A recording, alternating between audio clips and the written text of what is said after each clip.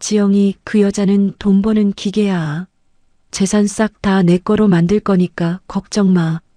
제 피 같은 돈으로 상간녀랑 하와이 여행을 떠나며 남편이 내뱉은 비열한 말입니다. 15년 동안 현장에서 뼈 빠지게 벌어 뒷바라지했더니 감히 제 등에 칼을 꽂네요. 좋습니다. 비행기 뜨자마자 저는 모든 카드 정지시켰습니다.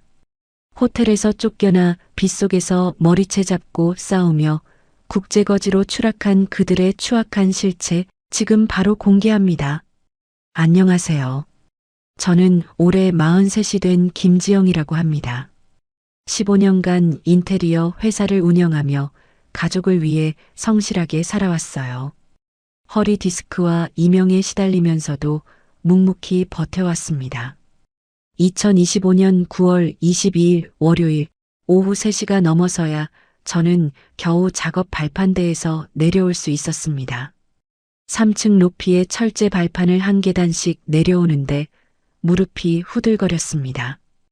허리에서는 번개 같은 통증이 척추를 타고 올라왔습니다. 저는 급히 벽을 짚었습니다. 사장님, 괜찮으세요? 현장 막내 김대리가 헬멧을 벗으며 달려왔습니다. 괜찮아요. 그것보다 2층 타일 작업은 어떻게 됐어요? 아직 절반 정도 남았습니다. 저는 작업복 주머니에서 진통제 2알을 꺼내 씹어 삼켰습니다. 쓴맛이 혀끝에 퍼졌지만 이것 없이는 오후 작업을 버틸 수 없었습니다. 먼지가 잔뜩 쌓인 작업복 바지를 털면서 현장 소장에게 다가갔습니다. 소장님, 내일까지 마감이니까 야간 작업도 준비해 주세요. 알겠습니다. 그런데 사장님, 얼굴이 너무 안 좋으신데. 괜찮아요. 작업 지시서를 건네는 제 손끝이 미세하게 떨렸습니다. 손목에 힘줄까지 뻐근했습니다. 밖에서 경적이 2번 울렸습니다. 남편이 왔습니다. 저는 안전모를 벗고 뒤엉킨 머리를 손으로 정리했습니다. 거울이 없어서 제대로 됐는지 알 수 없었습니다. 현장 입구로 나가자 남편이 새 차에서 내리고 있었습니다. 지영아, 차에 흙 튀지 않게 조심해서 와. 남편은 저를 향해 걸어오다가 갑자기 멈춰 섰습니다. 제 작업화에서 시멘트 가루가 날리는 게 보였나 봅니다. 그는 고개를 좌우로 흔들며 2~3걸음 뒤로 물러섰습니다. 지영아, 차 안에서 기다릴게. 빨리 와. 남편이 운전석에 앉더니 룸미러를 내려다봤습니다. 새로 산 명품 골프웨어가 잘 어울리는지 각도를 이리저리 바꿔가며 확인하고 있었습니다. 그 브랜드 옷 한 벌 가격이 제 한 달 용돈보다 비쌌습니다. 저는 뒷좌석 문을 열고 조심스럽게 앉았습니다. 시트에 흙이 묻을까봐 엉덩이만 살짝 걸쳤습니다. 안전벨트를 매자마자 남편은 운전석 등받이를 쭉 뒤로 젖혔습니다. 아, 피곤해 죽겠네. 내일 새벽에 골프 가야 하는데. 남편이 하품을 하면서 목을 좌우로 돌렸습니다. 목에서 뚝뚝 소리가 났습니다. 여보, 골프 몇 시에 가요? 6시 티오프야. 그러니까 4시에는 나가야 해. 저는 남편의 말을 들으며 씁쓸하게 웃었습니다. 저는 매일 새벽 5시면 현장에 나가는데 말입니다. 안전벨트를 다시 한번 조이고 창밖을 봤습니다. 제가 15년간 지어온 건물들이 하나씩 지나갔습니다. 저마다 제 손이 직접 닿은 곳들이었습니다. 지영아, 오늘 현장 일은 어땠어? 그냥 그래요. 여보는 내일 회사 일찍 끝나요? 남편은 브레이크를 밟으면서도 휴대폰을 힐끗힐끗 봤습니다. 누군가에게서 메시지가 온 모양이었습니다. 몰라. 보통 때와 똑같지 뭐. 남편이 신호를 기다리며 또다시 휴대폰을 확인했습니다. 화면 속에서 뭔가를 보며 혼자 웃음을 터뜨렸습니다. 집에 도착하자 제 휴대폰이 요란하게 울렸습니다. 화면에 시어머니라는 글자가 크게 떴습니다. 저는 거실 장식장 위를 바라봤습니다. 15년 전 사진이 은색 액자에 담겨 있었습니다.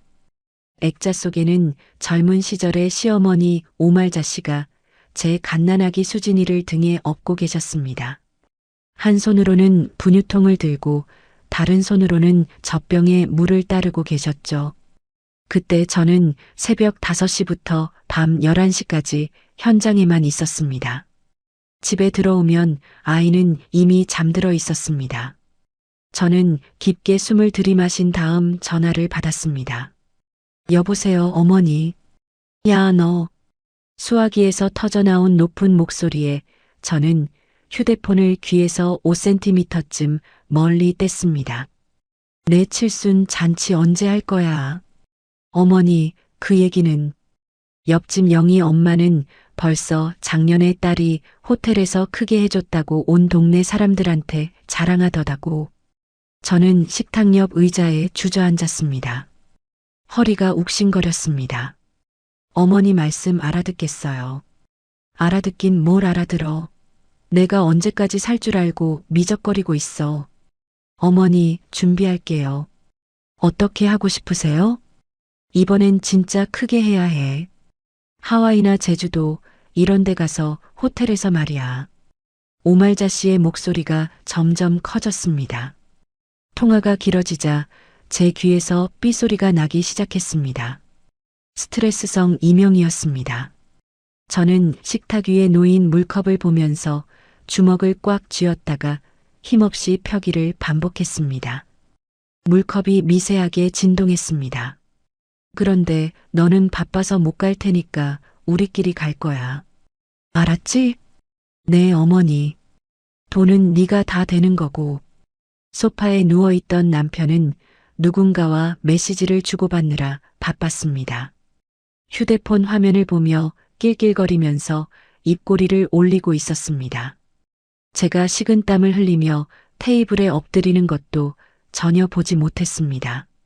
어머니, 그런데 비용이 꽤 클 텐데요. 비용은 무슨 비용이야? 너 돈 많이 번다면서. 네, 알겠어요. 그리고 도연이도 같이 갈 거야. 내 아들이 효도해야지. 저는 남편을 쳐다봤습니다. 남편은 여전히 휴대폰만 보고 있었습니다. 여보, 어머니 칠순 여행 얘기 들으셨어요? 응? 아, 그래. 들었어. 남편이 대충 대답하면서 휴대폰을 내려놓지 않았습니다. 지영아, 엄마 말씀대로 하면 되지 뭐. 여보도 같이 가실 거예요? 당연하지. 내가 효도해야지. 남편이 하품을 하며 소파에서 일어났습니다. 지영아, 나 씻을게. 내일 일찍 나가야 해서. 남편은 욕실로 들어가면서 문을 쾅 닫았습니다. 통화를 끊고 나서 저는 한참 동안 식탁에 팔꼬치를 괴고 앉아 있었습니다. 시어머니의 은혜는 정말 잊을 수 없습니다. 수진이가 어릴 때 밤낮으로 돌봐주셨으니까요. 하지만 이 모든 게 언제까지 계속되어야 할까요? 제 허리와 귀는 이미 한계에 다다른 것 같았습니다. 네, 플롯 내용을 제대로 확장하지 못했습니다. 각 번호 110를 35개 장면으로 더 자세히 확장하겠습니다. 다음 날 아침 사무실에 출근한 저는 컴퓨터를 켜자마자 법인 카드 사용 내역서를 확인했습니다. 9월 결제 내역을 스크롤하면서 하나씩 점검하던 중 이상한 것을 발견했습니다. 백화점 명품관에서 결제 시도 후 취소된 기록이 있었습니다. 150만 원 결제 시도, 한도 부족으로 취소. 그 아래로도 여행사에서 비슷한 기록이 여러 개 있었습니다. 모두 제가 모르는 결제였습니다. 저는 펜으로 해당 항목에 붉은 밑줄을 그었습니다. 언제 이런 결제를 시도했을까요? 카드는 분명 제 지갑에 있었는데 말입니다. 여행사 하와이 패키지 6명, 850만 원 결제 시도, 한도 초과로 거부. 화면을 보니 어지러웠습니다. 6명이면 누구누구일까요? 저는 머리를 짚고 의자에 깊숙이 앉았습니다. 똑똑똑. 사무실 문이 열리면서 남편이 들어왔습니다. 얼굴에는 귀찮다는 표정이 가득했습니다. 평소보다 더 급해 보였습니다. 지영아, 이번 달 용돈이 너무 적어. 남편이 제 책상을 두드리며 말했습니다. 책상 위에 펜이 떨어졌습니다. 여보, 급하세요? 그런데 이거 먼저 봐주세요. 저는 모니터 화면을 남편 쪽으로 돌렸습니다. 화면에는 백화점과 여행사 결제 기록이 선명하게 떠 있었습니다. 그거. 남편의 얼굴이 순간 굳어졌습니다. 눈동자가 빠르게 좌우로 움직였습니다. 거래처 사모님 선물 산 거야. 중요한 거래라서 급했어. 그런데 왜 취소됐죠? 그리고 하와이 여행 패키지는 뭐예요? 그냥 다른 카드로 했어. 여행은 회사 워크숍 알아본 거고. 남편이 황급히 문 쪽으로 발걸음을 옮겼습니다. 등에서 식은땀이 나는 것이 보였습니다. 지영아, 나 회사 가봐야 해. 정말 늦었어. 남편이 문을 열려다가 다시 돌아왔습니다. 그리고 용돈 좀 더 줘. 이번 달에 중요한 접대가 많거든. 사무실 문이 닫히자마자 저는 책상 맨 아래 서랍을 열었습니다. 깊숙한 곳에 숨겨둔 우편물이 있었습니다. 남편 명의로 온 대출 관련 서류였습니다. 며칠 전 우편함에서 발견했지만 아직 뜯어보지 못했습니다. 봉투를 조심스럽게 뜯어 내용물을 꺼냈습니다. 집을 담보로 한 대출 상담 신청서였습니다. 신청 금액이 3억 원이었습니다. 저는 돋보기를 쓰고 날짜를 확인했습니다. 신청 날짜가 지난주였습니다. 대출 목적 사업 자금. 하지만 남편은 사업을 하지 않습니다. 손이 떨렸습니다. 같은 시각 회사 옥상 비상계단에서는 남편이 주위를 두리번거리며 누군가와 통화를 하고 있었습니다. 다른 직원들이 올라올까봐 계단 아래를 계속 확인했습니다. 유미야, 걱정하지 마. 다 계획이 있어. 남편이 허공에 대고 과장된 손짓을 했습니다. 마치 연극을 하는 것 같았습니다. 우리 엄마 칠순만 잘 모시면 엄마 명의인 강남 빌딩 내 앞으로 돌려주신대. 오빠 정말이야?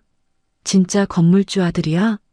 전화기 너머의 정유미는 네일 아트를 받고 있던 중이었습니다. 남편의 말을 듣자마자 의자에서 벌떡 일어났습니다. 네일 아티스트가 깜짝 놀라 붓을 떨어뜨렸습니다. 당연하지. 내가 언제 거짓말했어. 우리 엄마가 건물 몇 개 갖고 계시거든. 유미는 옆에 앉아있던 친구에게 손가락으로 오케이 사인을 보냈습니다. 친구는 유미의 얼굴을 보며 부러워했습니다. 그럼 이번 여행만 잘하면 돼? 그래, 엄마만 기분 좋게 해드리면 돼. 쉬운 일이지. 남편은 전화를 끊은 뒤 안주머니에서 제 신용카드를 꺼냈습니다. 언제 제 지갑에서 가져간 걸까요? 카드에 입을 맞추고 비릿한 미소를 지었습니다. 한편 유미는 미용실에서 나오자마자 휴대폰으로 강남 빌딩 시세를 검색했습니다. 검색 결과를 보며 눈이 휘둥그레졌습니다. 화면에 뜬 숫자는 수십억 원이었습니다. 유미는 입을 다물지 못하고 친구의 팔을 잡고 흔들었습니다. 언니, 나 정말 대박 났어. 건물주 며느리 되는 거야. 진짜? 완전 로또네. 유미는 그 자리에서 명품 가방을 검색하기 시작했습니다. 주말이 되어 시댁에 모인 가족들 앞에서 저는 최고급 한우 갈비찜을 상에 올렸습니다. 2시간 동안 정성스럽게 조리한 음식이었습니다. 고기에서 고소한 냄새가 올라왔습니다. 어머니, 드셔보세요. 특급 한우로 했어요. 하지만 오말자 씨는 젓가락으로 고기를 한 점 집어 씹어보더니 인상을 찌푸렸습니다. 이게 뭐야? 고기가 질기네. 오말자 씨가 접시를 밀어냈습니다. 그 소리에 다른 시누이들도 고개를 끄덕였습니다. 어머니, 다시 해드릴까요? 됐어. 그냥 먹을게. 돈만 많이 쓴다고 맛있는 건 아니야. 저는 주방으로 가서 설거지를 시작했습니다. 찬물에 손이 시려왔지만 참았습니다. 거실에서는 시누이들이 제가 가져온 과일을 깎아 먹으며 자기들끼리 귓속말을 나눴습니다. 지영이 언니 요즘 돈 많이 벌어서 우쭐한가 봐. 맞아. 원래 돈 생기면 성격도 변한다잖아. 시누이들의 웃음소리가 주방까지 들렸습니다. 제 뒷담화를 하고 있다는 걸 알면서도 들어야 했습니다. 과일 접시를 들고 거실로 나가자 오말자 씨가 제 무릎을 툭 쳤습니다. 너는 바쁜 척만 하고 정작 중요할 땐 돈 타령이냐? 어머니, 그런 게 아니에요. 저는 허리 통증으로 한쪽 다리를 절면서도 고개를 숙였습니다. 과거 수진이를 밤낮으로 돌봐주신 오말자 씨의 은혜가 떠올랐습니다. 밤에 젖 먹이느라 잠 못 주무시던 모습, 기저귀 갈아주시던 손길이 생생했습니다. 남편이 다가와 오말자 씨의 어깨를 주무르기 시작했습니다. 엄마, 이번 칠순 여행은 며느리 없이 우리끼리 가서 제대로 효도받으세요. 남편이 오말자 씨에게 윙크를 했습니다. 마치 무슨 비밀이라도 공유하는 것 같았습니다. 그래, 우리 아들이 제일 효자야. 지영이는 일이 바쁘다고 하니까요. 현장 나가야 한다면서요. 저는 입술을 깨물었습니다. 저에 대한 얘기를 마치 제가 없는 것처럼 하고 있었습니다. 하지만 참았습니다. 시어머니를 기쁘게 해드리는 게 중요했습니다. 엄마, 하와이로 갈까요? 유명한 리조트 호텔로요. 하와이? 좋지. 우리 도연이가 다 알아서 해주니까. 오말자 씨가 남편의 뺨을 토닥였습니다. 남편은 마치 무언가 큰 계획을 세운 것처럼 만족스러운 표정을 지었습니다. 그런데 누구누구 갈 거예요? 우리 식구들이지. 나, 엄마, 누나들. 남편이 손가락으로 하나씩 세었습니다. 그런데 6명이라고 했는데 5명밖에 안 됩니다. 그날 밤 저는 쉽게 잠들 수 없었습니다. 남편의 이상한 행동과 카드 사용 내역이 머릿속을 계속 맴돌았습니다. 뭔가 숨기고 있다는 확신이 들었지만 확실한 증거가 필요했습니다.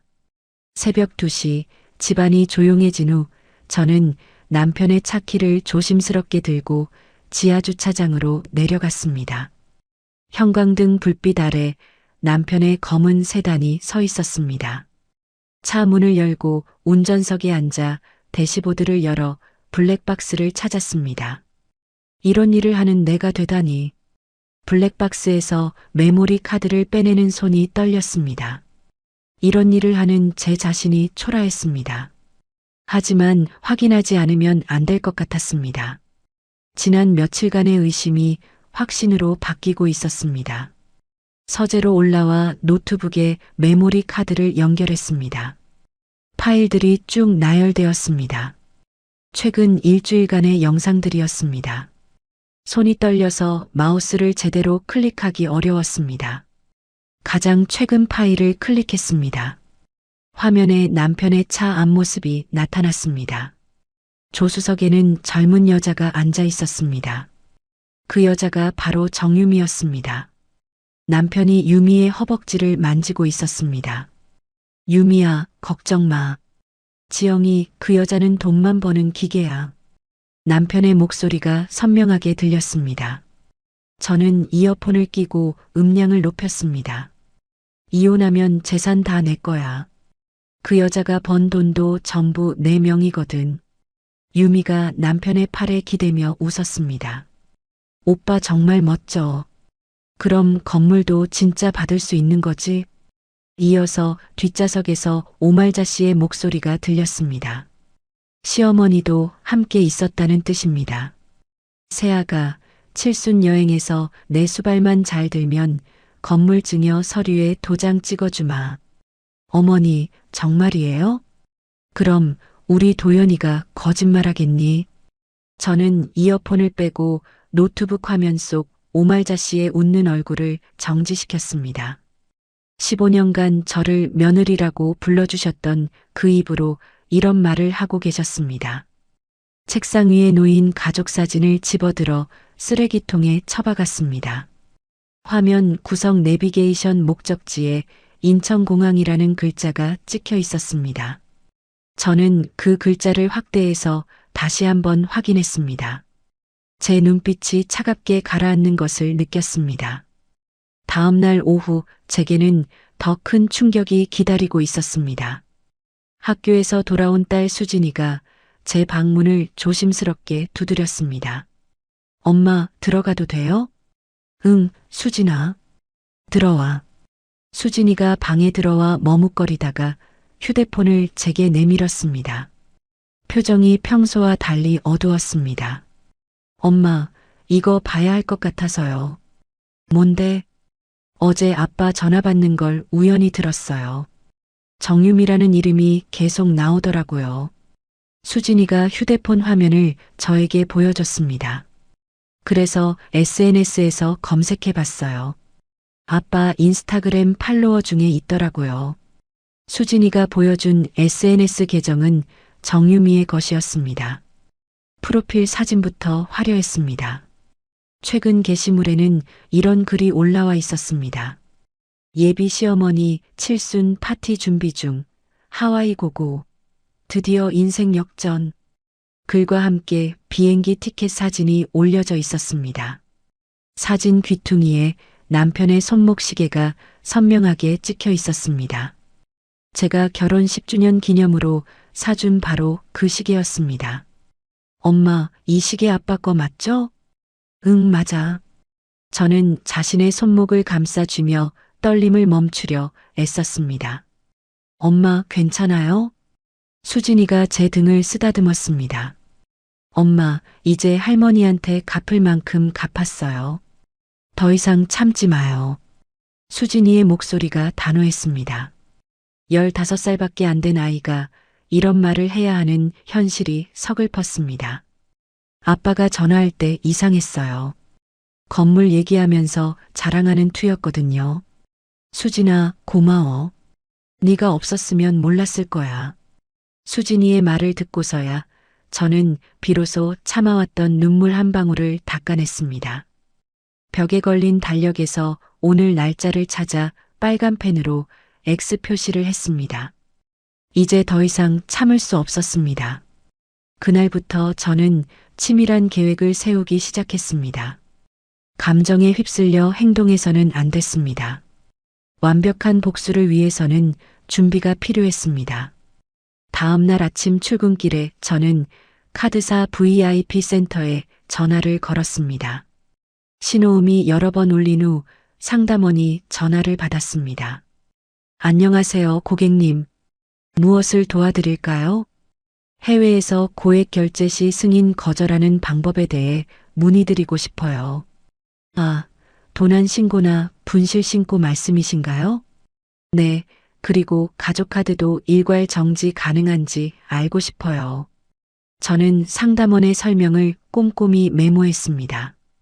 절차와 소요 시간, 필요한 서류까지 모든 것을 확인했습니다. 전화를 끊은 후 저는 변호사 사무실 앞에 차를 세웠습니다. 서류 봉투 안에는 블랙박스 영상을 USB에 담은 것과 남편의 대출 서류들이 들어 있었습니다. 봉투를 다시 한번 확인한 후 사무소로 들어갔습니다. 선생님, 상담 예약했던 김지영입니다. 아, 네. 앉으세요. 어떤 일로 오셨나요? 저는 준비해온 모든 자료를 변호사 앞에 펼쳤습니다. 블랙박스 영상과 카드 사용 내역, 대출 서류까지 모든 것을 보여드렸습니다. 이혼 소송과 위자료 청구, 그리고 재산분할 관련해서 상담받고 싶어요. 변호사가 자료들을 꼼꼼히 검토했습니다. 증거가 아주 확실하네요. 승소 가능성이 높습니다. 선생님, 그들이 한국 땅을 떠나면 그때 시작해 주세요. 저는 수임료를 미리 결제했습니다. 모든 준비가 끝났습니다. 사무실로 돌아온 저는 직원들을 불러 모았습니다. 다음 주부터 제가 개인 휴가를 낼 예정이에요. 사장님, 갑자기 휴가요? 중요한 일이 있어서요. 그리고 휴가 기간 중에는 누구도 저를 방해하지 말라고 전해주세요.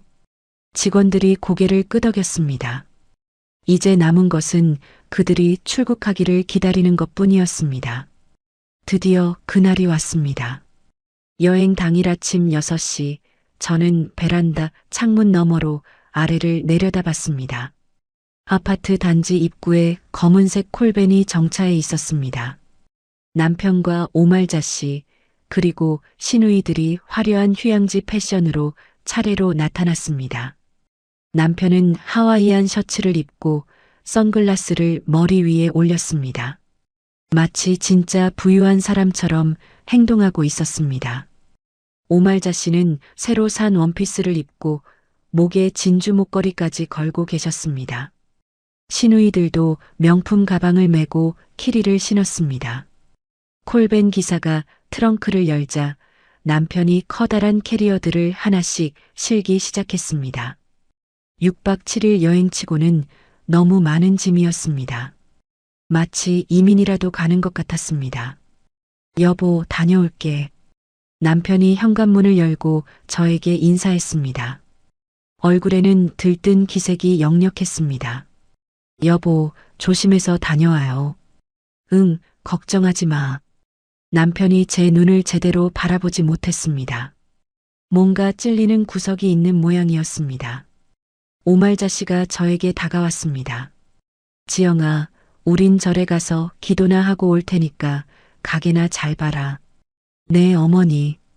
좋은 시간 보내세요.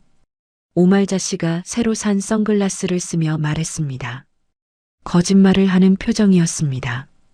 절에는 누구랑 가세요? 그냥 우리끼리. 도연이랑 신우들이랑.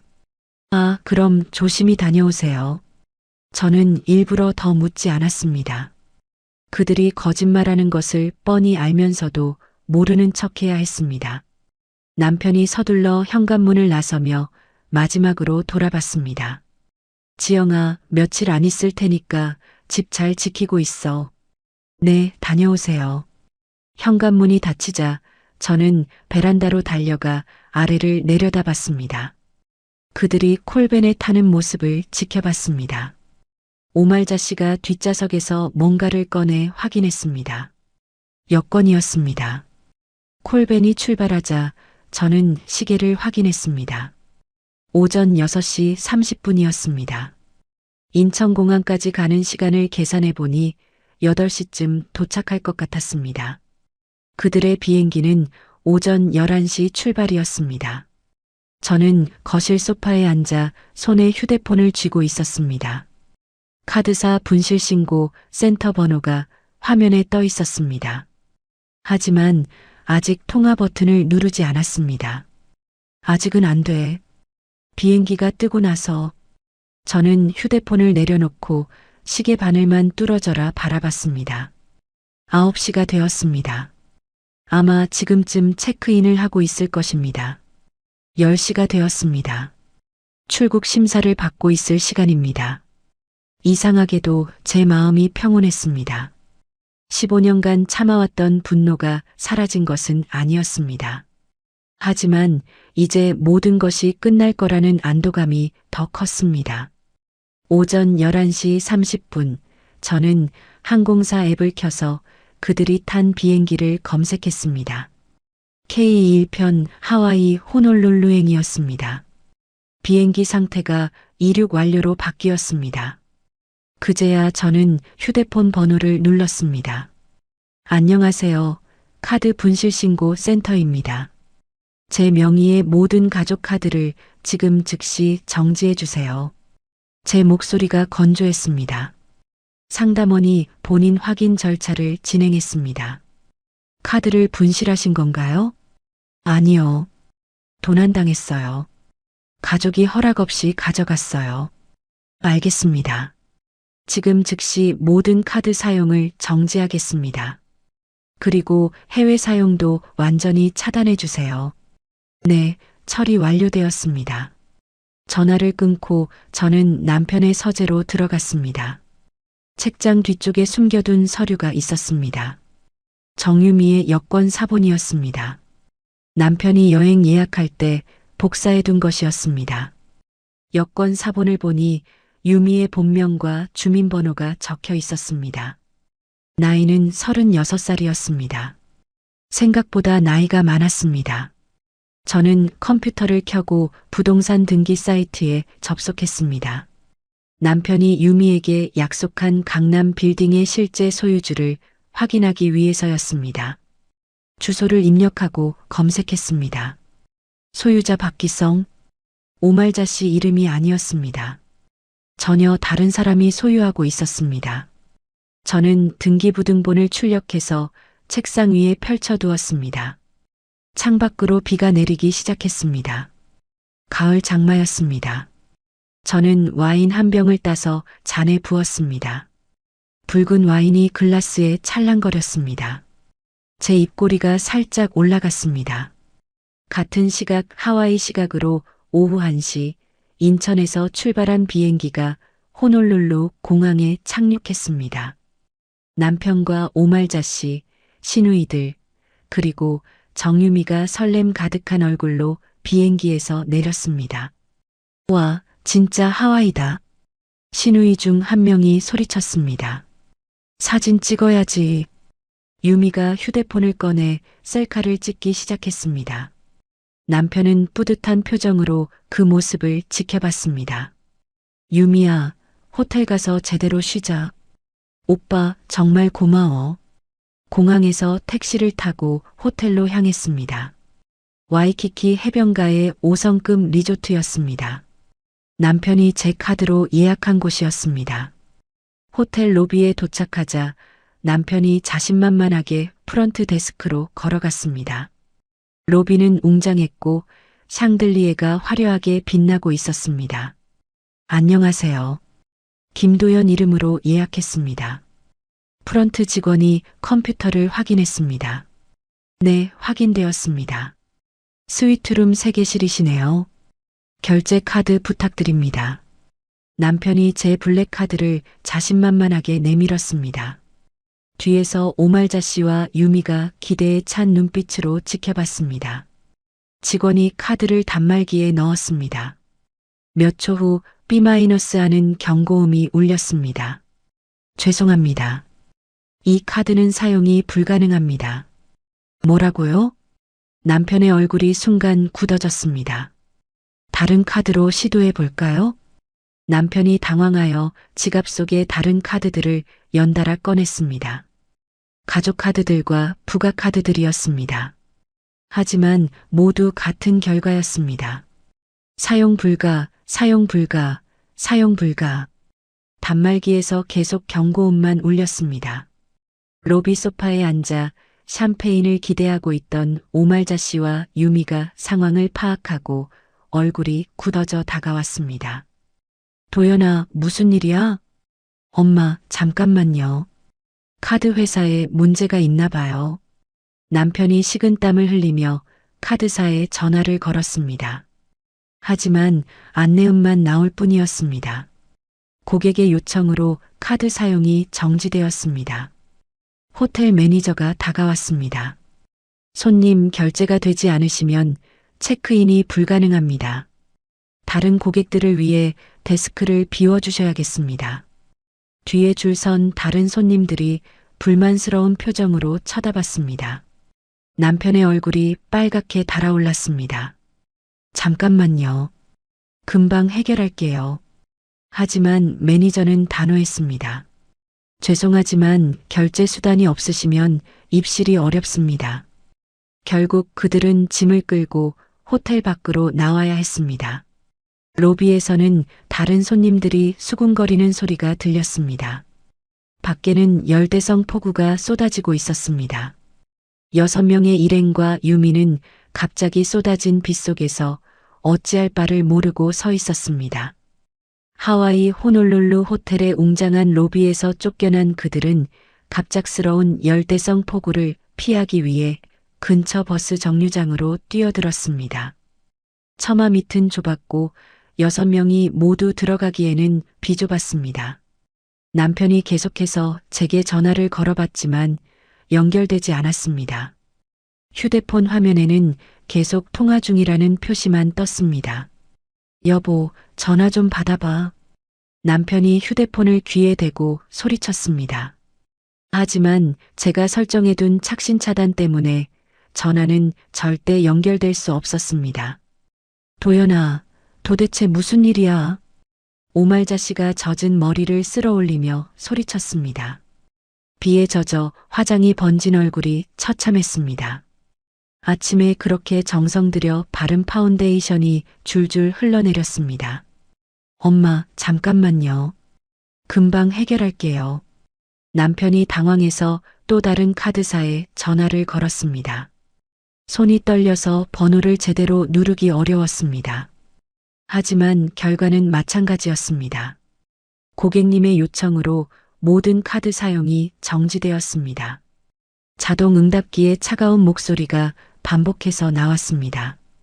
이때 유미가 남편의 옷자락을 잡고 흔들기 시작했습니다. 오빠, 이게 뭐야? 빨리 다른 카드 꺼내봐. 유미야, 진정해. 내가 뭔가 방법을 찾을게. 건물주 아들이라며. 돈 많다며. 유미의 목소리가 점점 커졌습니다. 지나가던 현지인들이 그들을 이상하게 쳐다봤습니다. 관광객들도 멀찍이 서서 구경했습니다. 남편이 또다시 제게 전화를 걸었습니다. 10번, 20번을 걸어봤지만 소용없었습니다.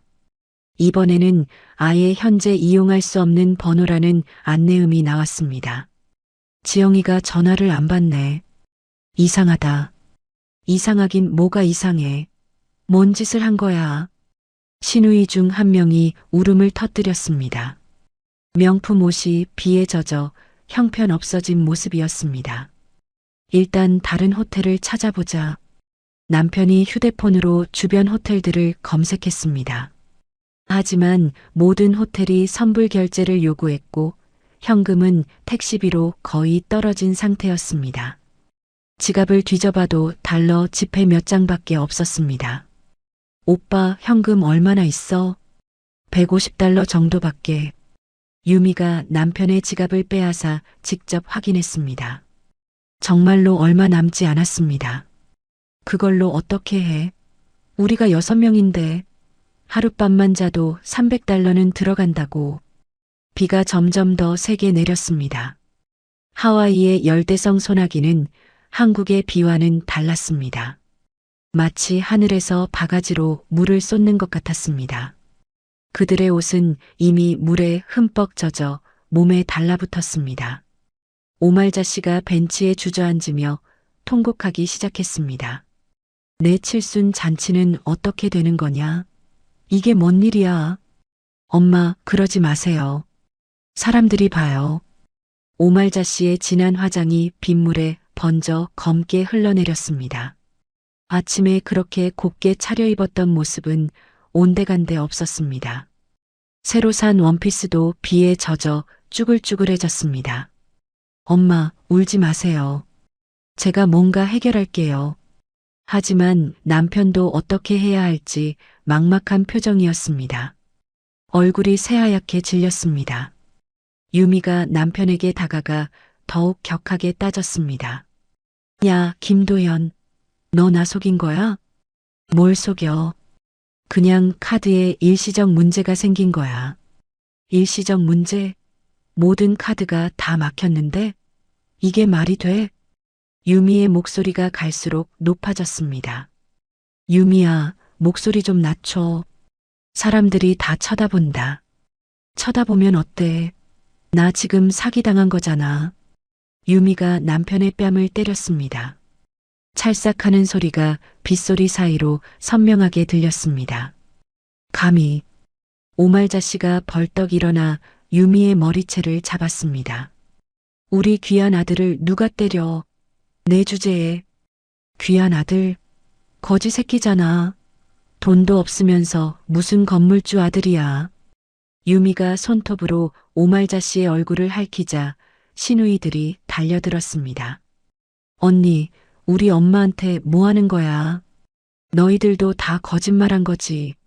건물주는 개뿔. 다 사기꾼들이야. 정류장 처마 밑에서 난장판이 벌어졌습니다. 머리채를 잡고 핥히고 때리는 소리가 빗소리와 섞여 요란했습니다. 옷이 찢어지는 소리도 들렸습니다. 지나가던 현지 경찰이 호루라기를 불며 달려왔습니다. 무슨 일이냐고 영어로 물었습니다. 시누이들이 영어로 대답했지만 현지 경찰들은 알아듣지 못했습니다. 문법도 엉망이고 발음도 어색했습니다. She is bad woman. No, no, they are liar. 남편이 그나마 영어를 조금 할 줄 안다며 나섰지만 결국 제대로 설명하지 못했습니다. 당황한 나머지 단어만 나열했습니다. 머니 프라블럼, 카드 스타프, 위 아투러스트. 경찰은 상황 파악이 안 되어 그들을 모두 경찰서로 연행하려 했습니다. 남편이 경찰 앞에 무릎을 꿇으며 비굴하게 손을 비볐습니다. 진흙탕에 무릎을 꿇은 바지가 더러워졌습니다. 옷 벗어 플리즈. 저스트 원 찬스. 하지만 경찰은 단호했습니다. 계속 싸우면 체포하겠다고 경고했습니다. 멀리서 다른 한국인 관광객들이 이 광경을 휴대폰으로 촬영하기 시작했습니다. 플래시가 번쩍번쩍 터졌습니다. 남편이 급히 얼굴을 손으로 가렸습니다. 촬영하지 마세요. 제발. 어머, 한국 사람이네. 뭔 일이에요? 그냥 가세요. 촬영하지 말라고. 하지만 이미 영상은 찍혔고 누군가는 SNS에 올릴 준비를 하고 있었습니다. 경찰이 떠난 후 그들은 다시 정류장 벤치에 모여 앉았습니다. 모두 물에 젖은 쥐꼴이 되어 있었습니다. 아무도 말을 하지 않았습니다. 도연아, 이제 정말 어떻게 할 거야? 오말자 씨가 떨리는 목소리로 물었습니다. 엄마, 일단 오늘 밤은 공항에서 자야겠어요. 공항에서? 우리가? 바닥에서? 달리 방법이 없어요. 내일 되면 한국에서 돈을 송금받을 수 있을 거예요. 하지만 그것도 쉽지 않을 것이라는 걸 남편 자신도 알고 있었습니다. 제가 전화를 받지 않는 상황에서는 불가능했습니다. 유미가 마지막 희망을 걸고 말했습니다. 오빠, 진짜 건물은 없는 거야? 그게 사실은. 남편이 머뭇거리자 모든 사람들의 시선이 그에게 집중되었습니다. 사실은 뭐야? 똑똑히 말해. 건물은 엄마 것이 아니야. 뭐라고? 오말자 씨가 벌떡 일어났습니다. 그럼 너는 왜 그런 거짓말을 했어? 왜? 엄마도 알고 계셨잖아요. 유미한테 잘해주면 건물 준다고 하셨으면서요. 그건 너 때문이었잖아. 네가 먼저 건물 얘기를 꺼냈으니까. 이제 진실이 드러나기 시작했습니다. 모든 게 거짓말이었습니다. 유미가 남편과 오말자 씨를 번갈아 보며 미친 듯이 웃었습니다. 하하, 완전히 당했네. 나만 바보였구나. 건물은 개뿔, 돈도 없는 거지들이었어. 유미야, 진정해. 진정하라고? 내가 너한테 빌려준 5천만 원은 어떻게 할 거야? 언제 갚을 거야? 5천만 원? 오말자 씨가 놀란 표정으로 남편을 봤습니다. 도연아, 너 돈을 빌렸어? 언제? 뭐 때문에?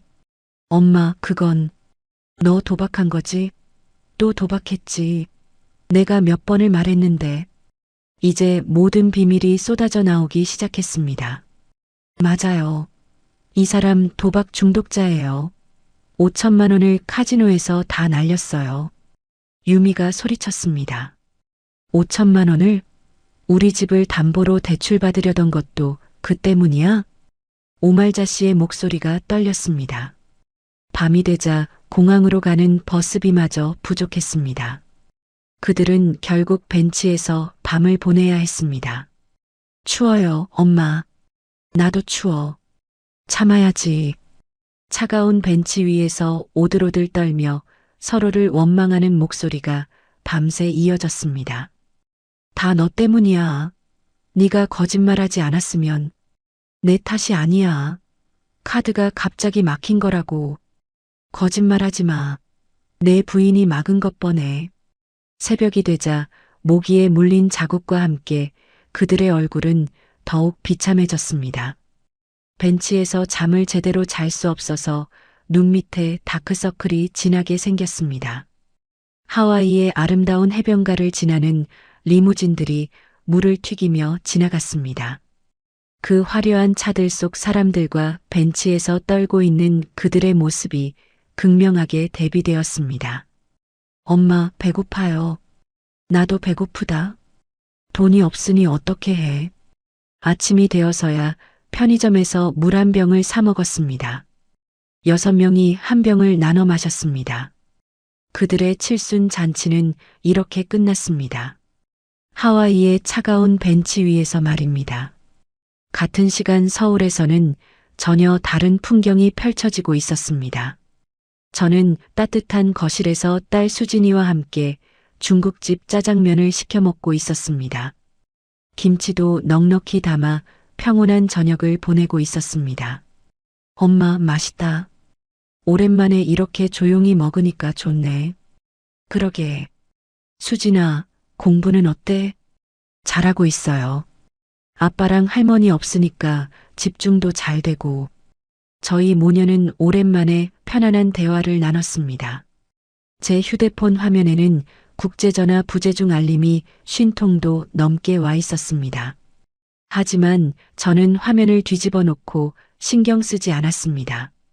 엄마, 전화가 계속 와요. 괜찮아. 중요한 전화가 아니야. 그럼 우리 내일 영화 보러 갈까? 좋아. 오랜만에 엄마랑 데이트하자. 수진이가 환하게 웃으며 제 손을 잡았습니다. 이런 평온한 시간이 언제 이후로 처음인지 기억이 나지 않았습니다. 한편 하와이에서는 밤새 벤치에서 잠을 설친 그들 사이에 균열이 시작되고 있었습니다. 현지 시각 새벽 3시 공원 벤치에서 뒤척이던 유미가 눈을 떴습니다. 허리가 아파서 몸을 제대로 펼 수 없었습니다. 배고픔과 추위에 온몸이 떨렸습니다. 유미는 주변을 둘러보다가 남편의 가방 옆에 놓인 지갑을 발견했습니다. 남편과 다른 사람들이 모두 잠든 틈을 타 지갑을 조심스럽게 뒤져봤습니다. 100달러?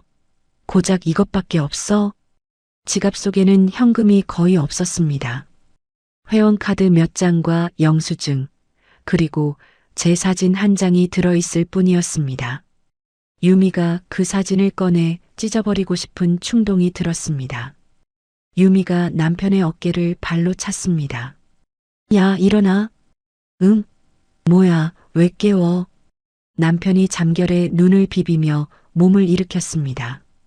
목이 뻐근해서 이리저리 돌렸습니다. 야, 이 사기꾼아. 이제 어쩌거야? 너 내 인생 책임져. 뭔 소리야, 갑자기. 갑자기는 무슨, 너 때문에 내가 이 꼴 났잖아. 유미의 목소리가 공원에 울려 퍼졌습니다. 새벽 공기를 가르는 날카로운 소리였습니다. 유미야, 목소리 좀 낮춰. 사람들 깰라. 깨면 어때? 나 지금 미치겠어. 유미가 남편의 머리를 핸드백으로 내려쳤습니다. 가죽 핸드백의 모서리가 이마에 부딪히는 둔탁한 소리가 났습니다. 아야, 왜 때려? 때리긴, 더 맞아야 해. 싸우는 소리에 오말자씨가 벌떡 일어났습니다. 벤치에서 하룻밤 잔 탓에 목과 허리가 뻐근했습니다. 류머티즘까지 도져서 관절이 욱신거렸습니다. 뭐야, 새벽부터 무슨 난리야. 어머니, 깨셨어요? 오말자씨가 유미에게 다가가더니 갑자기 머리채를 잡았습니다. 감히 우리 아들을 때리냐? 내 주제에. 아야, 놓으세요. 당신 아들이 사기꾼이라고요. 유미가 손톱으로 오말자씨의 팔을 핥혔습니다. 붉은 자국이 선명하게 났습니다. 이 미친년이 할퀴기까지 해. 시누이들도 잠에서 깨어 상황을 파악했습니다. 큰 시누이가 먼저 달려들었습니다. 야, 너 같은 년이 우리 가족을 뭘로 보고. 가족? 사기꾼 가족이지. 작은 시누이도 유미를 향해 소리쳤습니다. 우리 오빠가 얼마나 성실한 사람인데. 성실하긴. 도박꾼 아니에요?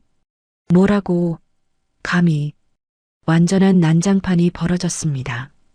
4명의 여자가 공원 벤치 주변에서 머리채를 잡고 뒹굴며 싸웠습니다. 옷이 찢어지는 소리와 비명소리가 새벽 공기를 가득 채웠습니다. 놓아. 머리 뽑힐라. 네가 먼저 놓아. 새벽 조깅을 나온 현지인들이 멀리서 이 광경을 지켜봤습니다. 모두 고개를 저으며 빨리 지나갔습니다. 남편은 어쩔 줄 몰라 하며 손만 비비고 있었습니다. 그만해. 제발 그만해. 하지만 한 번 터진 감정은 쉽게 가라앉지 않았습니다. 이 모든 게 다 내 탓이야. 유미가 오말자 씨의 뺨을 때렸습니다. 감히 어른한테. 시누이들이 더욱 격하게 달려들었습니다. 30분이 지나서야 그들은 지쳐서 서로를 놓았습니다. 모두 헝클어진 머리에 찢어진 옷차림이었습니다. 이제 어떻게 할 거야, 도연아? 오말자 씨가 아들을 바라보며 물었습니다. 목소리에 절망감이 묻어났습니다. 엄마, 일단 한국으로 돌아가야 해요. 돌아간다고? 비행기표는 있어? 모래표가 있어요. 그때까지 버텨야 해요. 버티긴 뭘 버텨? 돈도 없는데. 유미가 소리쳤습니다. 그럼 어떻게 하자고. 나도 답답해. 남편이 머리를 감싸쥐었습니다. 아침이 되어 그들은 맥도날드에서 햄버거 세트 하나를 사서 6명이 나눠 먹어야 했습니다. 한 사람당 한두 입씩밖에 먹을 수 없었습니다. 이게 밥이야? 참아, 돈이 없잖아. 한 조각의 햄버거를 받아든 유미가 눈물을 흘렸습니다. 나 이런 거지 생활 못해. 집에 가고 싶어. 그럼 네가 돈 있어? 비행기표라도 사? 당신들이 책임져야지.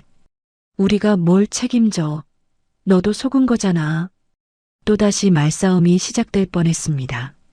점심때가 되자 그들은 공공 화장실에서 세수라도 하려 했지만 거울에 비친 자신들의 모습이 너무 초라했습니다. 내가 이런 꼴이 되다니. 오말자 씨가 거울을 보며 한숨을 쉬었습니다. 저녁이 되어 공항으로 이동했지만 보안 요원이 막아섰습니다. 숙박은 안 됩니다. 출국 절차를 밟으시거나 나가세요. 항공표 있어요. 남편이 핸드폰을 보여줬습니다. 모래 표시네요. 오늘은 다른 곳에서 주무세요. 결국 그들은 24시간 편의점 앞 벤치에서 또 다른 밤을 보내야 했습니다. 정말 개 같은 인생이야. 누구 탓인지 뻔하지. 서로를 원망하는 목소리가 밤새 이어졌습니다.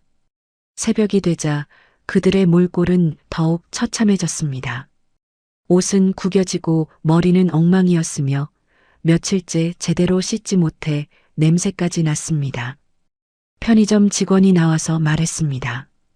여기서 계속 계시면 안 됩니다. 손님들이 불편해해요. 죄송해요. 조금만 더 있게 해주세요. 안 됩니다. 나가세요.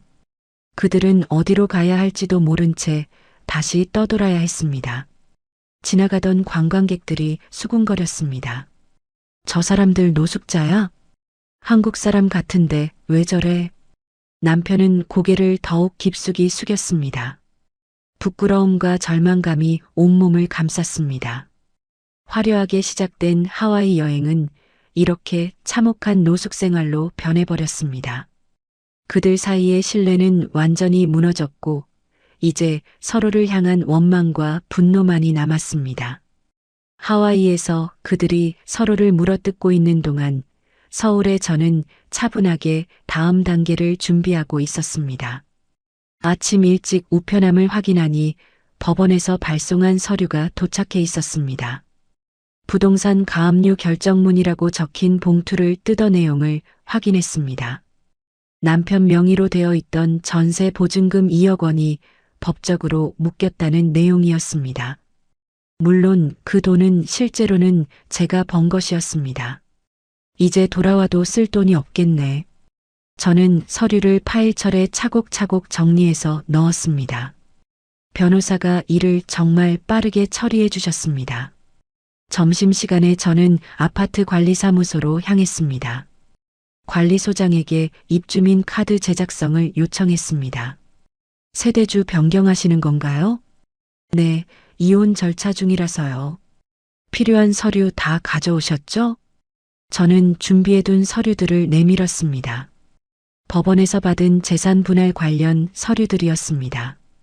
공동 현관 비밀번호도 바꿔주세요. 그리고 우리 집 도어락 비밀번호도 관리사무소에서 바꿀 수 있나요? 네, 가능합니다. 지금 기사 불러서 해드릴게요. 30분 후 모든 비밀번호가 바뀌었습니다. 이제 남편은 집에 들어올 수 없었습니다. 집으로 돌아와 본격적으로 짐 정리를 시작했습니다. 남편의 옷장을 열어 정장, 캐주얼웨어, 골프웨어들을 모두 꺼냈습니다. 제 돈으로 산 비싼 옷들이 대부분이었습니다. 이제 필요 없겠네. 대형 종량제 봉투 5개에 남편의 옷들을 담았습니다. 구두도, 넥타이도, 벨트도 모조리 담았습니다. 시어머니 방도 마찬가지였습니다. 오말자 씨의 한복, 외출복, 화장품, 건강식품들까지 모두 봉투에 넣었습니다. 15년간 모아둔 게 참 많네. 시누이들이 가끔 놓고 간 옷가지들도 있었습니다. 그것까지 모두 정리했습니다. 짐을 다 담은 후 택배 송장을 작성했습니다. 수신처는 시댁본가 주소였습니다. 시골에 있는 오말자 씨의 친정집이었습니다. 착불로 보내드려야겠네. 택배비는 받는 사람이 내는 착불로 설정했습니다. 짐이 많아서 택배비만 30만 원은 나올 것 같았습니다. 택배 기사가 와서 짐을 다 실어 갔습니다. 양이 많네요. 이사하시는 건가요? 정리하는 거예요. 착불이면 받는 분이 안 계실 수도 있는데 괜찮으세요? 괜찮아요. 언젠가는 받으시겠죠. 오후에는 남편의 서재를 정리했습니다. 책상 서랍을 하나씩 뒤지던 중 이상한 것을 발견했습니다. 남편의 다이어리였는데 그 안에서 종이 한 장이 툭 떨어졌습니다. 차용증이라고 적힌 종이였습니다. 차용인 김도현, 대여인 정유미, 금액 5천만 원.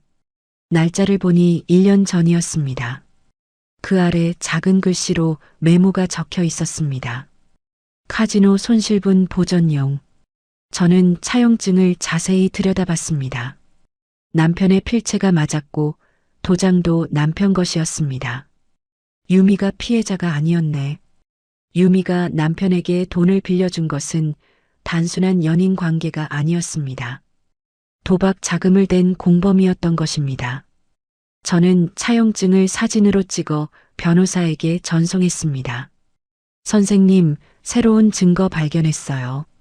상간녀가 단순 피해자가 아닙니다. 곧바로 변호사에게서 답장이 왔습니다. 좋은 자료네요.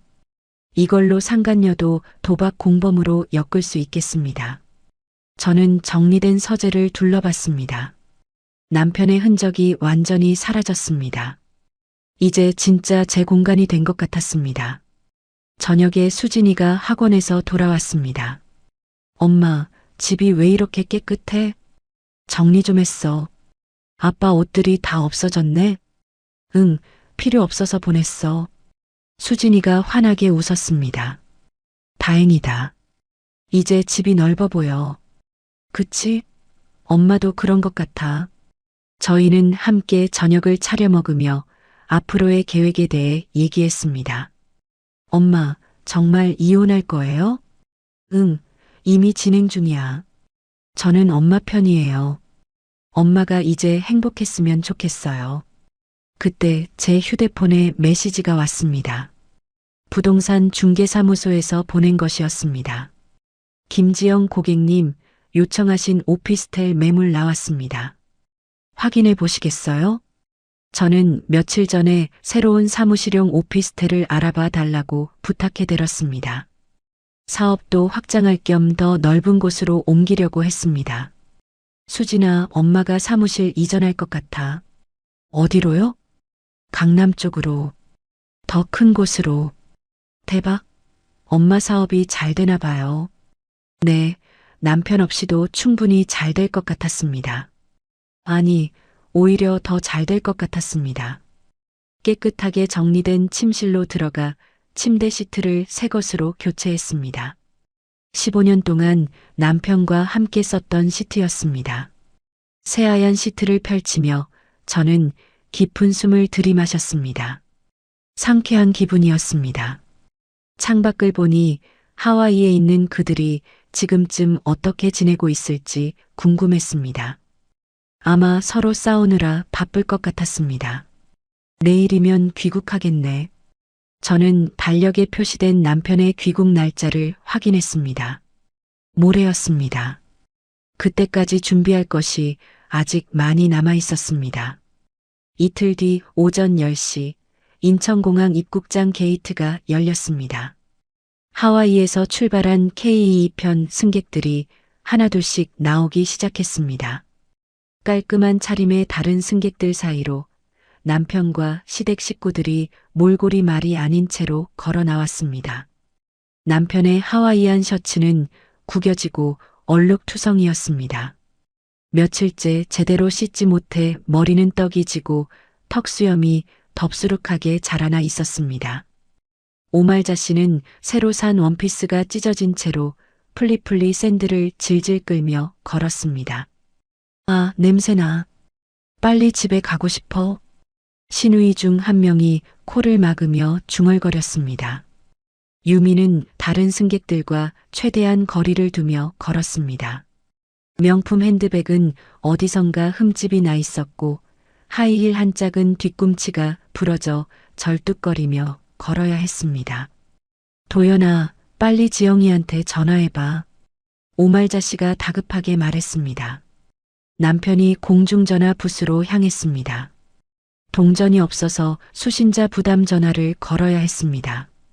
하지만 신호음이 2번 울리자마자 전화가 끊어졌습니다.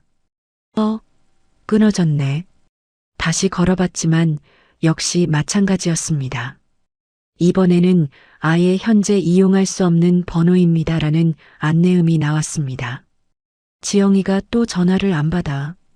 그럼 어떻게 집에 가? 택시비도 없는데. 시누이들이 불안한 표정으로 남편을 쳐다봤습니다. 일단 지하철로 가보자. 돈은 집에 가서 구할 수 있을 거야. 하지만 지하철 요금조차 부족했습니다. 6명의 요금을 내려면 1만 원 정도가 필요한데 지갑에는 5천 원밖에 남지 않았습니다. 누구 교통카드 없어? 다 떨어졌어. 하와이에서 쓸 일이 없었잖아. 결국 그들은 공항철도 바닥에 주저앉아야 했습니다. 지나가는 사람들이 이상하게 쳐다봤습니다. 저 사람들 뭐지? 왜 바닥에 앉아 있어? 노숙자인가? 수군거리는 소리가 들렸습니다. 남편이 고개를 숙이고 모자로 얼굴을 가렸습니다. 1시간이 지나서야 지나가던 한국인에게 도움을 청할 수 있었습니다. 죄송한데 혹시 돈 좀 빌려주실 수 있나요? 지하철비만. 어디서 온 분들이에요? 이상하게 냄새 나는데. 하와이에서 왔는데 사정이 생겨서. 아, 네. 10,000원 드릴게요. 겨우 지하철을 타고 집으로 향했습니다. 전철 안에서도 다른 승객들이 냄새 때문에 자리를 옮겼습니다. 2시간 만에 아파트에 도착했습니다. 남편이 공동현관 비밀번호를 눌렀지만 잘못된 번호입니다라는 경고음이 울렸습니다. 비밀번호가 왜 안 돼? 여러 번 시도해봤지만 모두 실패했습니다. 혹시 바뀐 건 아닐까? 바뀌긴 왜 바꿔? 우리 집인데. 남편이 다른 입주민이 들어갈 때 따라 들어갔습니다. 집 앞에 도착해서 도어락 비밀번호를 눌렀지만 역시 열리지 않았습니다. 이것도 안 돼? 뭐야 이거? 설마 지영이가 바꾼 건 아니겠지? 몇 번을 시도해도 문이 열리지 않자 남편이 초인종을 눌렀습니다. 하지만 아무 응답이 없었습니다. 지영아, 나야. 문 좀 열어줘. 복도에 남편의 목소리가 울려 퍼졌습니다. 집 문을 열자. 남편이 반가워하며 다가오려 했지만 저는 더러운 거짓골의 남편을 밀어냈습니다. 여보, 이게 뭐야? 왜 집에 들어갈 수 없어? 남편이 울음을 터뜨릴 것 같은 표정으로 말했습니다. 저는 남편의 얼굴에 서류 봉투를 던졌습니다. 봉투에서 여러 장의 서류가 흘러나왔습니다. 이혼 소장하고 위자료 청구 소송장이에요. 잘 읽어보세요. 뭐? 이혼 소장? 오말자 씨가 서류를 주워들며 소리쳤습니다. 지영아, 내가 너를 어떻게 키웠는데? 어머니가 키운 건 저가 아니라 제 돈이었죠. 제 목소리는 차갑고 담담했습니다. 그동안 고생 많으셨겠어요. 하와이는 어떠셨어요? 지영아, 이게 다 무슨 일이야? 카드도 왜 막혔고? 이제 댁들이 한 대가를 치르실 거예요. 저는 유미를 쳐다봤습니다. 정유미 씨죠? 차용증 잘 받았어요. 5천만 원. 도박 자금 제공한 것도요. 유미의 얼굴이 새하얗게 변했습니다. 그건 경찰서에서 조사받으실 거예요. 도박 공범으로요. 지영아, 우리가 무슨 잘못을 했다고. 오말자 씨가 악을 썼지만 저는 담담히 대답했습니다. 어머니 짐은 시골집으로 착불 택배 보내드렸어요. 가서 짐이나 잘 챙기세요. 더 이상 소란 피우시면 경찰 부를 거니까 이제 얼씬도 하지 마세요. 지영아, 지영아. 오말자 씨의 외치는 소리가 복도에 울려 퍼졌습니다. 저는 문을 닫고 다시 집 안으로 들어갔습니다.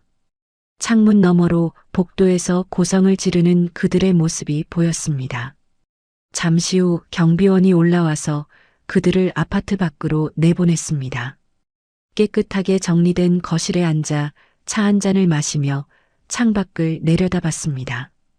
그들이 아파트 입구에서 어쩔 줄 몰라 하는 모습이 보였습니다. 15년간 참아왔던 시간들이 마침내 끝났습니다.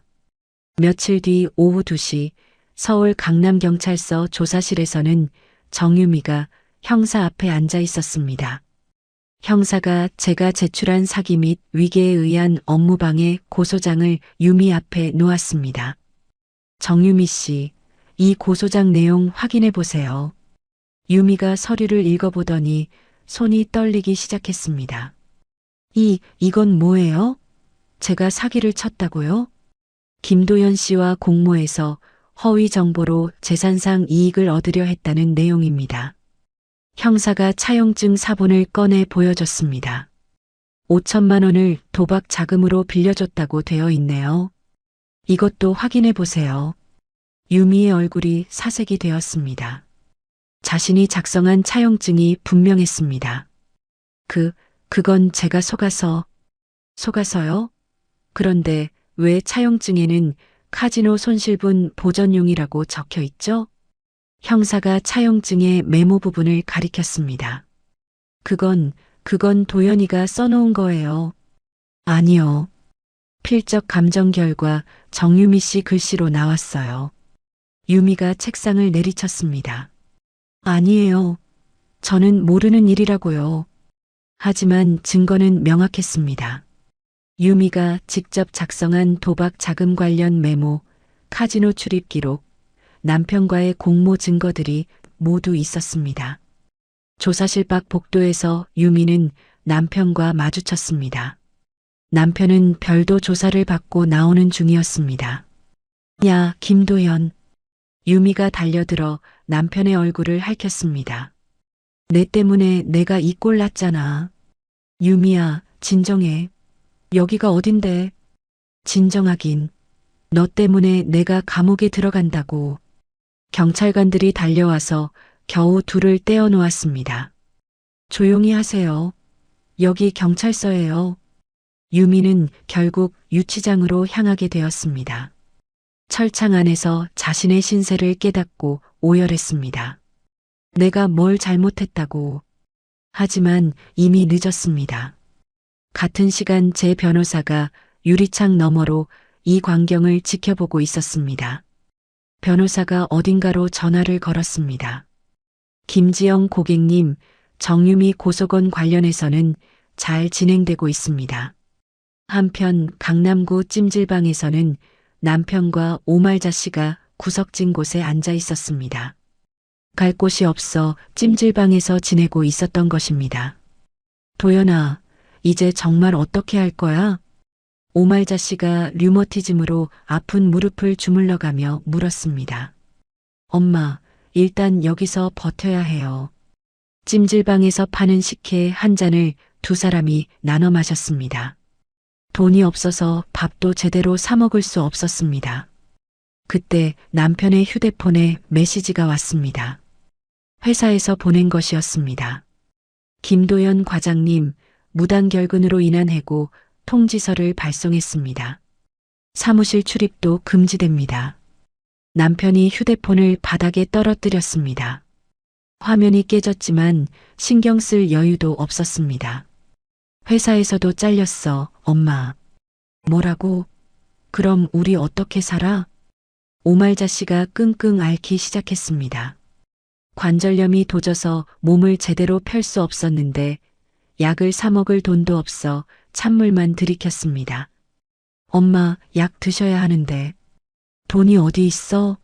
물이나 많이 마셔야지. 두 사람은 찜질방 구석에서 서로를 의지하며 하루하루를 버텨야 했습니다. 시누이들은 각자 자기 집으로 돌아갔지만 남편들한테서 핀잔을 듣고 있었습니다. 당신 오빠 때문에 우리까지 창피당했잖아. 미안해. 나도 몰랐어. 몰랐다고? SNS에 다 올라왔더라. 하와이에서 거지 생활한 거. 시누이들도 더 이상 남편을 도와줄 수 없었습니다. 며칠 후 남편은 스마트폰으로 뉴스를 보다가 깜짝 놀랐습니다. 제 인테리어 회사가 대형 계약을 따냈다는 기사가 떠 있었습니다. 사진 속에서 저는 정장을 입고 당당하게 계약서에 사인하고 있었습니다. 기사를 읽어보니 최근 몇 개월간 사업이 급성장했다고 나와 있었습니다. 엄마, 지영이가 대박났어. 남편이 오말자 씨에게 화면을 보여줬습니다. 뭐? 그럼 너가 싹싹 빌면 우리한테 돈 좀 줄 수도 있는 거 아냐? 글쎄요. 우선 문제 보내볼게요. 남편은 마지막 희망을 걸고 제게 문자 메시지를 보내려 했습니다. 여보, 잘못했어. 한 번만 용서해줘. 그러나 답변을 받지는 못했습니다. 메시지도 보지 않는 것 같아요. 남편이 허탈하게 웃었습니다. 카카오톡, 이메일, 모든 연락수단이 차단되어 있었습니다. 정말 끝났구나. 오말자 씨도 더 이상 할 말이 없었습니다. 그들은 찜질방 TV에서 나오는 드라마를 보며 멍하니 시간을 보냈습니다. 등장인물들이 화려한 집에서 맛있는 음식을 먹는 장면이 나오면 침을 삼켰습니다. 우리도 예전에는 그렇게 살았는데. 다 내 탓이야, 엄마. 이제 와서 후회해봤자. TV 화면 속에서는 행복한 가족들이 웃고 있었습니다. 하지만 그들에게는 더 이상 그런 행복이 없었습니다. 밤이 되어 찜질방이 조용해지면 그들은 서로의 처지를 한탄했습니다. 그들의 몰락은 이제 시작에 불과했습니다. 6개월이 지난 어느 봄날 리모델링을 마친 제 새 사무실에서는 직원들과의 아침 회의가 한창이었습니다. 넓고 밝은 회의실에서 저는 허리 보호대 없이도 꼿꼿한 자세로 회의를 주재하고 있었습니다. 이번 프로젝트는 우리 회사 역사상 최대 규모입니다. 모두들 자신감을 가지고 임해주세요. 제 목소리에는 예전의 피로감이나 긴장감이 전혀 없었습니다. 오히려 여유와 자신감이 넘쳤습니다. 사장님, 요즘 정말 달라 보이세요. 뭔가 활기차시고. 김 대리가 웃으며 말했습니다. 그래요? 저도 그런 것 같아요. 회의를 마치고 현장으로 향했습니다. 새로운 호텔 인테리어 현장이었습니다. 안전모를 쓰고 현장을 둘러보는 제 걸음에는 힘이 있었습니다. 예전처럼 허리 때문에 힘들어하는 기색이 전혀 없었습니다. 사장님, 여기 타일 색상 최종 확인 부탁드려요. 네, 잠깐만요. 저는 능숙하게 현장을 지휘하며 세부 지시를 내렸습니다. 일에 대한 열정이 되살아났습니다. 스트레스가 사라지니 몸도 훨씬 가벼워졌습니다. 점심시간에 거래처 대표와 만났습니다. 김 사장님, 얼굴이 정말 좋아지셨네요. 무슨 좋은 일 있으세요? 아, 그런가요? 예전에 뵐 때는 항상 피곤해 보이셨는데 지금은 완전히 다른 사람 같아요. 거래처 대표의 말에 저는 환하게 웃으며 고개를 끄덕였습니다. 좋은 변화가 있었거든요. 사무실로 돌아오니 책상 한편에 딸 수진이가 보낸 화분이 놓여 있었습니다. 작은 카드가 붙어 있었습니다. 엄마의 새 출발을 응원해요. 사랑하는 딸 수진이가. 화분을 바라보며 저는 미소를 지었습니다. 창밖으로 따스한 봄볕이 들어왔습니다. 그때 문득 깨달았습니다. 예전에 항상 들리던 귀의 이명 소리가 완전히 사라졌다는 것을 말입니다. 언제부터인지 그 괴로운 소리가 들리지 않았습니다. 정말 다 나았구나. 저는 조용히 귀에 손을 대보았습니다. 이명은 완전히 사라졌고 대신 평온한 정적이 있었습니다. 오후에는 변호사 사무실을 방문했습니다. 이혼 판결문이 나왔습니다. 모든 재산은 김지영 씨께 귀속되고 위자료도 인정되었어요. 감사합니다, 선생님. 그리고 정유미 씨는 사기 혐의로 벌금형을 받았고 김도연 씨는 도박과 관련해서 추가 조사를 받을 예정입니다. 모든 법적 절차가 깔끔하게 마무리되었습니다. 집으로 돌아가는 길에 마트에 들렸습니다. 오늘은 수진이와 함께 요리를 해서 먹기로 했습니다. 장바구니에 신선한 재료들을 담으며 걸음이 가벼웠습니다. 집에 도착하니 수진이가 이미 와서 공부하고 있었습니다. 엄마, 일 다 끝났어요? 응, 오늘은 일찍 끝났어. 그럼 같이 저녁 해 먹어요. 저희는 함께 부엌에서 요리를 했습니다. 수진이가 야채를 썰고 저는 고기를 볶았습니다. 모녀가 함께하는 요리 시간이 이렇게 즐거운 줄 몰랐습니다. 엄마, 요즘 정말 행복해 보여요. 수진아 덕분이야. 네가 있어서 엄마가 힘낼 수 있었어. 저도요. 이제 집이 정말 평화로워요. 저녁을 먹으면서 수진이가 여행 책자를 꺼냈습니다. 엄마, 우리 이번 여름휴가 때 어디 갈까요? 책자를 넘기다가 하와이 페이지가 나왔습니다. 엄마, 우리 이번엔 진짜 하와이 갈까요? 수진이가 장난스럽게 물었습니다. 저는 웃으며 대답했습니다. 그래, 내 카드로 우리 둘이서. 와, 진짜요? 두 사람은 서로 마주보고 크게 웃음을 터뜨렸습니다. 거실에 따뜻한 웃음소리가 가득 찼습니다. 저희는 차를 마시며 여행 계획을 세웠습니다. 5성급 호텔로 가요, 엄마. 물론이지. 스위트룸으로. 와, 상상만 해도 신난다. 수진이가 신이 나서 폴짝폴짝 뛰었습니다. 저녁 시간이 지나고 수진이가 자기 방으로 들어간 후 저는 베란다 창가에 서서 밤하늘을 바라봤습니다. 깔끔하게 정리된 거실에는 더 이상 남편이나 시어머니의 흔적이 남아있지 않았습니다. 오직 저와 수진이만의 공간이었습니다.